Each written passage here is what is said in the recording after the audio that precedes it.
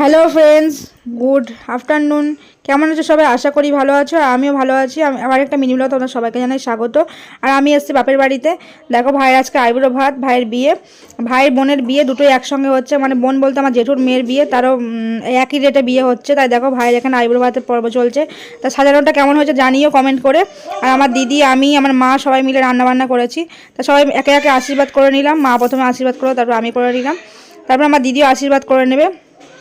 আমার ছেলে খুব এক্সাইটেড হচ্ছে। ও মানে প্রথম দেখছে তো যে মামার এরকম বিয়ে হচ্ছে, ও খুব মজা করছে, সব কিছুতে ওর খুব ভালো লাগছে।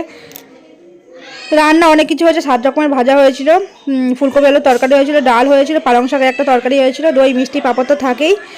তাই এগুলো দিয়ে আমি সব দিয়ে দিলাম সবাইকে। আর ওটা হলো আমার ফুল কাকুর ছেলে, ওটা আমার একটা ভাই। তারপরে একটা প্রদীপের তাপও দিয়ে দিলাম। তা ভিডিওটা কেমন লাগলো কমেন্টে জানিও। Thanks for watching. Tata, bye bye. Like comment share করতে ভুলো না। Bye bye.